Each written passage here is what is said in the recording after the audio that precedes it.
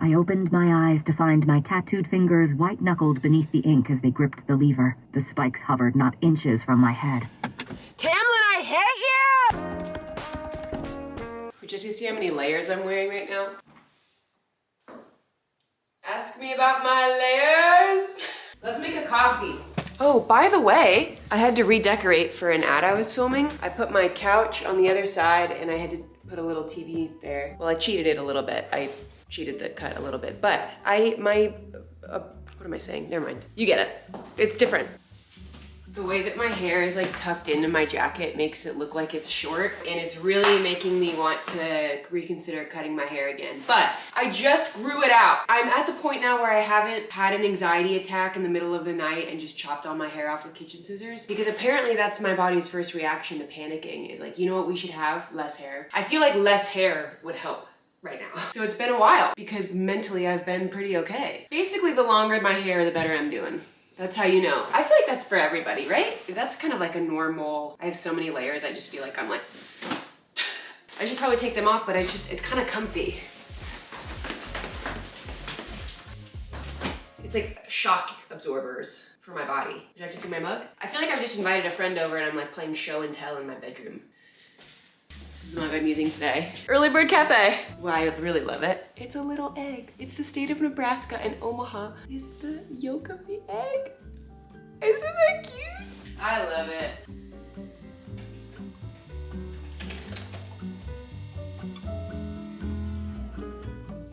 I just realized I'm wearing every single one of my favorite colors. Yeah, I am. Yellow. That's my absolute favorite color. And then forest, sorry, let me get my sandal. Okay, they're not real Birkenstocks, they're knockoffs, so the straps are pretty flimsy, so it makes getting your shoe on impossible. Forest green, gray, burnt orange, blue. I have the Law and Order theme song stuck in my head, and I don't even watch that show. Okay, let's get started. I don't know what we're starting, but it felt like the right thing to say. I'm actually just gonna kind of pick up because I left the office a huge mess last week because I grossly underestimated how long it was gonna take for me to film and edit this ad that I was working on. One more time for safety. No. Weirdo, you big weirdo. No, this is getting worse. No. So it should be up. First, just do a safety. No, I need something there. That's not what I said. Oh, I hate that so bad. I hate that. No. One more time. Okay, no, I promised it by a certain time, and then my computer just started crashing. And so basically the whole day, I just spent my time bargaining with a piece of technology, and then also like alternating between bargaining with it and then screaming at it, telling it I was gonna like throw it across a wall if it didn't work for me, and that didn't work either. I figured like, you know, I was like, I'm gonna try both. I'm gonna try and like sweet talk it, and then I'm also gonna be incredibly angry with it and just yell, just to see which yielded the better results, and neither of them did because it can't hear me. I felt better screaming. So that's what I chose to do. Oh, don't even get me started on Final Cut Pro and my computer. I have plenty of disk space. It's not the RAM, it's not the disk space. I've optimized all my settings. I was like, people edit movies. How are we editing movies and not having everything freeze? Are you editing it in like 15-minute pieces and then stitching it all together? Like, how do people edit movies? That's the kind of power I want in my computer. All right, well, that's my rant for now. I don't know if I'm gonna keep my living room like this, but I don't mind it for now. It's kind of nice. I've never enjoyed a TV being the focal point of a room, though. Ooh, maybe I'll do one of those things where you like people frame the TV and make it look like a picture. Ooh, this TV is not something I could do that with, though. That's another day. I don't have the manpower for that right now. That's another day. I would ruin the TV and the wall if I tried to do that by myself. It doesn't stop me though. That wouldn't be what stops me. I just don't have the energy. My hair accidentally parted in a weird spot and I'm just kind of I'm just going with it. I just keep all these clothes here because when I film stuff like ads, I can't wear anything with any words or logos or anything. And then sometimes when you film with a brand, they don't want you to wear colors of like their competing companies. Like if you're filming for Coke, they wouldn't let you wear blue. Unfortunately, I wear like 3 colors and all of them are usually wrong. We're just gonna organize some books now. But speaking of books, would you like to know the book I just finished reading about 5 minutes ago? How dare anybody tell me to read this? How dare you make me endure this? I had to... Listen, I know that everybody is telling me that the second book is better.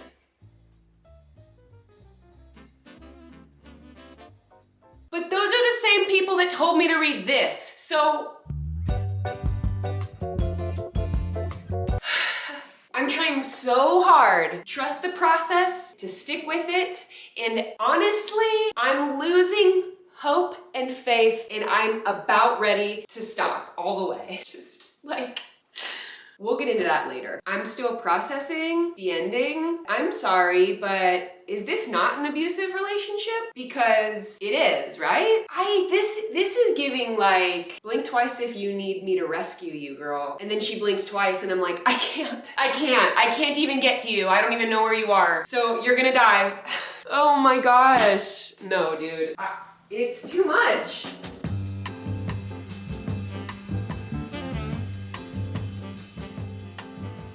Do you want to see something so cute though? Jonas got me a little like embossing stamp that says from the library of Elise Myers on it. It comes in this little pouch and then it comes folded up and then you take this out. This is like where the actual stamp is. It kind of takes me a second to figure it out. There we go. So it slides in like this and then you can lock it into place. Some people put them on like the inside page, but I don't really know where to put them. Other people we married, Emma Straub. This is a copy I got signed from Books Are Magic in, I think, New Jersey. So I was doing the cover because I don't know why, that made sense. And then I saw on the internet people do the page and I was like, oh, okay. But then I've tried it and it kind of rips the page. Maybe I'm doing it too hard. Is there like a method? There we go. I don't think you can see it. The Rainmaker. This was suggested to me by Baron Ryan. I don't know if you know him. He's an incredible content creator. I am gonna do the cover, the back cover, because I like that. Yeah. Ooh, another one suggested to me by Baron. Breakfast at Tiffany's. This is not necessary. It's just so fun. Cool, huh? I'm gonna do these and then we'll put them downstairs. It's starting to hurt my hands. Yup. All right, well, that's...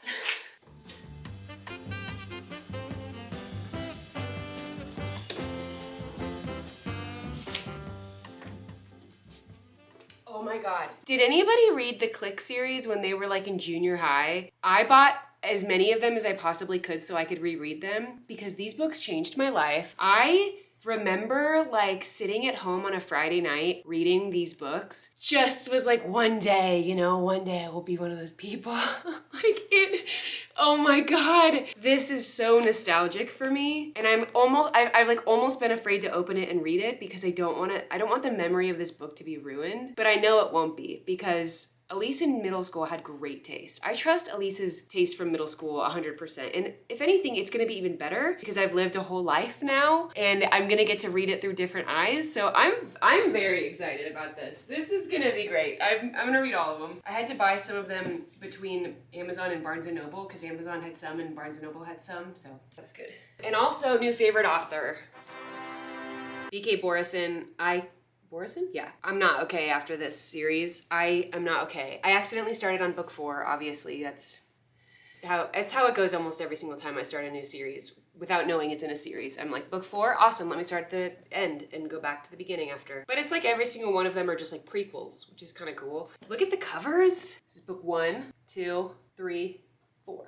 And I've got my handy dandy stickers that we created a system for like 17,000 years ago. The last push of getting a book done is so crazy. Everyone says it is, and then you're like, shut up about it already, because you're like, how hard could it be? And it's not that it's hard in terms of like, this is the most difficult work I've ever done. It's like, let's get on with it.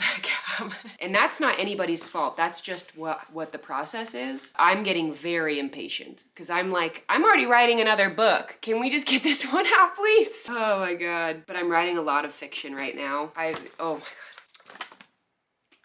God. It's so good. This has nothing to do with the book that I'm currently finalizing that will be out next year. A totally separate thing, but I started writing fiction because I found this short story I wrote, just something I wrote like 10 years ago in college. It was honestly to spite somebody that told me I couldn't write something romantic. I didn't even know this guy that well. We just got to talking. We were talking about what I was reading, and then I just read, what was the one that kind of destroyed all of us? John Green.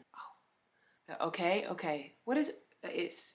Why am I blanking on this? You're probably watching this just screaming at me. Fault in Our Stars. I was gonna say Up in the Stars. So I was reading that. I just finished that. I was reading Perks of Being a Wallflower. I was like, man, I love reading about people that are falling in love, but it's kind of tragic in the way that they fall in love. I had experiences like that. I was experiencing something like that currently in my life. I just connected so deeply to these stories that were like not really happy endings, but kind of were. I just kept thinking, like, man, I would love to write something. I had said that, and you have to be so careful with who you share your excitement with and who you share your dreams with, because you could say it to the wrong person and they could just, without even thinking, because they don't know you, because they don't care about what you're saying, because they're thinking about what they're gonna have for lunch. So many reasons why saying it to the wrong person can just shred you forever. Yeah, I just shared this offhandedly and I should have kept it closer to my chest. I was still working out the idea of what I wanted to do because I'd always wanted to write a book, but I didn't ever have a dream of writing anything to do with like romance. And so this was still a new idea I was having. And this was 10 years ago. So I was kind of saying it out loud and this guy just was like, really? Kind of like, you? And I was like, yeah, why not? You know, I read a lot and I love it so much. Why wouldn't I be able to write? I was a songwriter. I was a great writer in other ways, and like looked at me and was like, you should probably stick to like stuff that's funny. And then he kind of looked me up and down as if what I looked like had anything to do with it. And again, I could have totally read that wrong. I am not trying to say that is what he meant. I could have been insecure. I could have been projecting, but in that moment, what I took away from that conversation was I'm not pretty enough and talented enough to write romantic stories. I shut that dream down for so long, like 10 years. But before I did, I went home. It's actually a really funny story. Before I went home and I wrote, not really a short story. In my mind, I was really just sitting down and starting anywhere in this like random book I was gonna write. And I was just like dropping into like the pinnacle of the conflict in this book. I cried while writing it, gave it to my roommate to like let her read it, and she loved it. And it wasn't like perfect, but it was very good, even without any context. And I had no idea who these characters were, what their stories were, what was happening. I was just like writing from a place of like putting two characters in a position that I was experiencing with romantic pain in my life at that moment and like just kind of heartache. Anyways, saved it, never looked at it again till this season of my life, reading again, picking back up Perks of Being a Wallflower.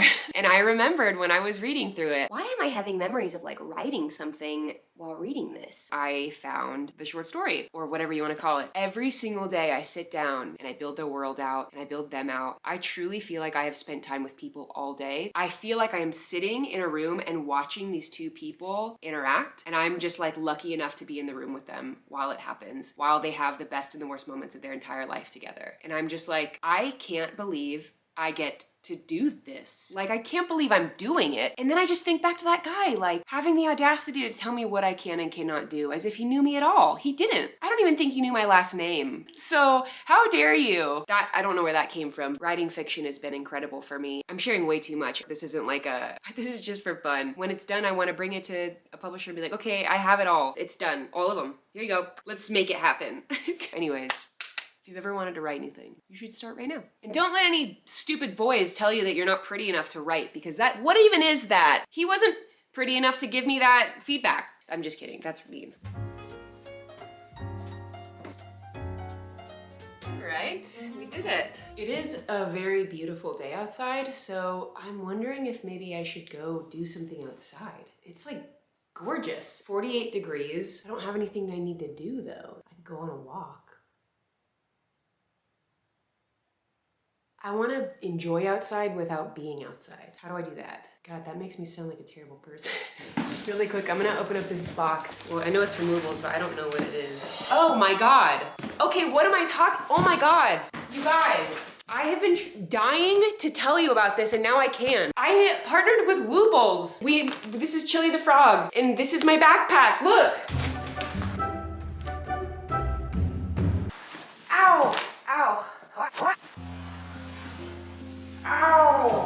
I'm so, oh, I just like ripped a poop on my hair. Oh my God, ow. Sorry, I got too excited. Calm down. Ow. Okay, so this is the pouch. This is Chili the Frog. My son names every new animal that he gets, like I always get him stuffed animals and he calls them friends. He names them Chili right off the bat. That's like the placeholder name that he kind of tries on. So I said, hey, what should this guy's little name be? And he said Chili. And I'm like, obviously. They were like, do you want any little thing to go with him? Let's make my backpack. He doesn't have arms, so he can't like put it on or anything. So it's more just to kind of like pretend play. Sorry, my printer just started doing something and I'm not printing anything, so that scared me for a second. Sometimes I wonder if like somebody in another house can pick up the blue.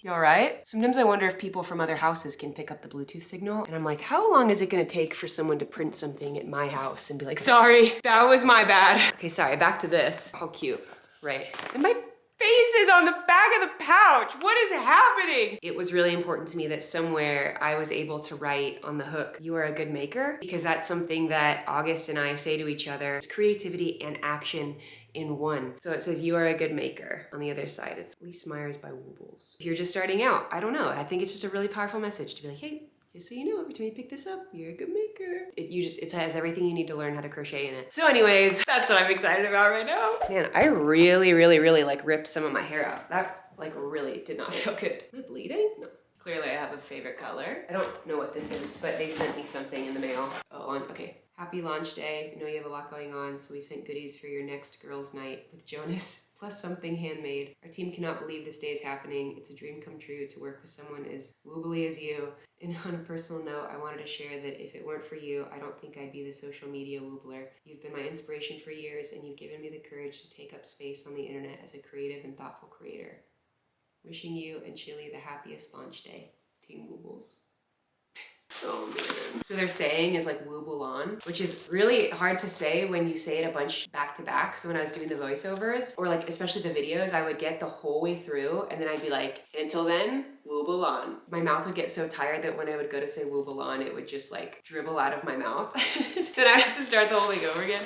Cute socks. Man, this is so thoughtful. I could never have imagined that I would get to do this with them. She thinks she feels lucky? Are you joking me? I got to put You're a Good Maker on a crochet hook and people get to have that in their homes and in their hands. And my name is on the back of it. Please, please, shut up. How did you know? These are my favorite. Oh my God. That's so cute. Face masks. Ooh, little hot chocolate mix. Cute. They made me a beanie. Stop. Look at it, it's a little big. We're gonna make it work. It fits, it's a little big. I love it, I love it. Heart is really happy. Yeah, when I found crocheting, just having something to do with my hands and connecting in my body and sitting still and focusing, it was magical in a way that I can't explain. I don't know if I would have felt the same way about it if I didn't find crocheting when I did, but it's almost like it was a lifeline for me and someone just threw me some yarn and like pulled me out of the depths of like a depression ocean. And I just clung to it. Felt like it was all I could talk about sometimes. Yeah, it was just a very powerful tool for me. I could make something, I felt useful. It connected me with people. I found all these new people that loved it too, and I could talk about things. I didn't have to come up with new topics to talk about. It just was immediately relevant to some people that I could just open my mouth and talk about crocheting and not have to talk about anything else. I started to look long-term, like I started to plan to be alive in the future because I was like, well, I'm gonna make this gift and then give it to this person. Just like in every way, it saved my life. I know that sounds really like intense and a really wild thing to say, but it did. So now to get to celebrate that, pulling myself out of that, getting to make something, and like even the idea that it's a cute package and it's pretty and it's someone might not want to crochet but they love me and they want to support me so they get it and then fall in love with it too the way I did and it changes their life the way it changed mine. The idea that this could do that for one single person is way bigger than just like I made a little something and like, I hope you buy it. It's just so much more than that. Okay, I'm not trying to get emotional. Should we go out? I feel like I should go out. I just don't want to. It's just so pretty. I could just keep the windows open. I should get out. And I'll take out the trash. Look at me being so productive. Can I show you something? I want you to tell me which one you think is the recycling can, first glance, and which one you think would be the trash. Which one do you think is recycling? The blue one? Because that would make sense, right? Nope, that's trash. Green one, that one's recycling. Brown one, we all know is yard waste. That's a given.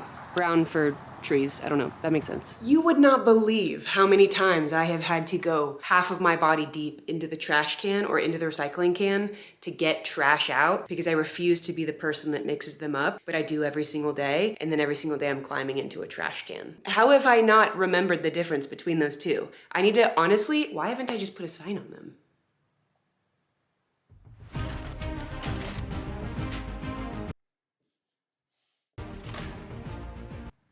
That's white. That's white too. Why do I have white markers? Okay, this is black. Right, we're back in business, baby. And she brought me tampons. We loved Magic Claire. Can I read you a short story that I wrote? It's not like romance or anything, it's just a short story. It's fiction, it's cool, I like it a lot. Can I read it to you really quick? I can give you a timestamp that you can skip it if you don't want to listen to it. I don't want to bore you. No, because you can just skip it. You can decide not to listen. I don't need to make that decision for you. What am I doing? Okay, I'm totally gonna read this to you. If you don't want to listen, what are you doing here? So this happened because I do daily writes where I try and write 3,000 words every single morning, and sometimes I do, sometimes I don't, but I try every single day. I had a friend who was traveling and he sent me a picture of where he was, and in the town square of where he was, there were two clocks. One was up high and one was down low, and one showed the correct time and one didn't. It was just like an old clock that was kind of just stuck, more just as a landmark. And I was so intrigued by this that I couldn't stop thinking about it. The fact that there was just two clocks side by side and both of them were working but on different times, and I just thought that was so cool. So I decided to write a story about it. So anyways, this is called The Timekeeper's Clocks. A man shouts at the sun and hears no response. He shouts at the building underneath the sun instead. Do you have the time? I have all of it, says the clock below. Before, one day, now, the fractions between time as you know it and time as it is. I hold time that has never happened and time that has happened many times without you ever noticing. It's 5 minutes past 1, says the clock above. I would have gotten there eventually, says the clock below. Marek, the timekeeper, watches over the city of Belhaven as he does his own family. He lives in a tall and very small home adjacent to the clocks. His bedroom window watches the clocks as the clocks watch over Belhaven. His father, the timekeeper before him. His grandfather, the timekeeper two before. As many Heathcote men that Marek can recall, there have been just as many timekeepers. Each of them have taken great pride in their keeping of time, and in it, the consequential ins and outs of Belhaven's people. How do you bear it? Marek's wife calls from the other room as he dresses to greet time before the first ring of the morning bell. I don't bear it. I love it very much. Time and you and the morning bell are nothing to bear. When to work, when to eat, when to rest, when to decide. Marek tends the clocks, and the clocks tend to everything else. The morning bell begins to ring at the hands of Marek, and the people of Belhaven are alive with time. They say good morning to each other, and with their good mornings, they silently thank time and Marek's careful keepings. Good mornings become good afternoons, become good evenings, become good nights. As a result, the people of Belhaven unknowingly make their way through the fractions between. The clocks and Marek knowingly do the same. But the sun and the moon begin to quarrel. The trees are displeased with the wind that give life to clouds that won't sit still. The ground curses the heat of the sun. I am burning under your watch. Good mornings don't feel good, and good nights crawl underneath the displeased trees, begging to be half as good once was. Marek stands in front of the clocks and notices they are mere fractions apart. He's the only one that notices the clocks, but the people of Belhaven notice the consequences of these fractions. Slowly, the space between good mornings and good nights feels stretched so very thin that time has nearly become see-through. Days become once, twice, 3 times lived in. Something is not right. Marek speaks directly to the clock below. I'm as right as I've ever been, says the clock below. You've lost your way. Will you return to time as it is? The timekeeper bargains with the clock below while he worries he may be unfit to carry the job of many Whittaker timekeepers living in his blood.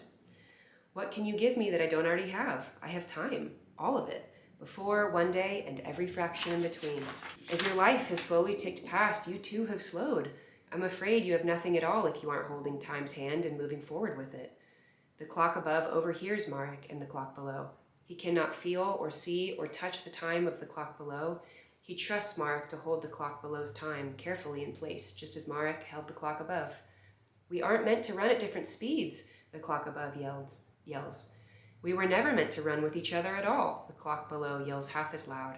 I'm tired and I've been running for a very long time. I think I will stop running now. 30 fractions exist between Marek and the responsibility of the evening bell. Marek stands on the street below the clocks and feels the eyes of Belhaven's people on him, but his eyes are fixed on the clock below. Will you let me force your hands? Marek asks. 22 fractions remain. No, I don't think I will. I think I'll lose myself to sleep now, the clock below whispers. Only 15 fractions of unsung evening bells remain. Marek begins running up the iron stairs and into the bell tower to ring the evening bell. I'm not sure I can carry the weight of 2 clocks worth of time all on my own, the clock above says softly, if only to himself in the sky closest to him. With all of his strength, Marek pulls the bell's ropes and releases its sound into the city of Belhaven. Time on the clock below stops running, then stops walking, then stops crawling, then stops being at all. Sleep has claimed the clock below. Time passes through it, just as time passes through Marek and the people of Belhaven. You are now what you were always meant to be, Marek tells the clock above. You are Belhaven's mirror of time, and you are the only one.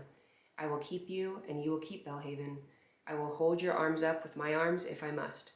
The sun and the moon resolve their differences. The trees are no longer displeased. The wind has relented, and the clouds are sat. The evening is good, once again. That's that. I like this a lot. Anyways, I hope you liked that.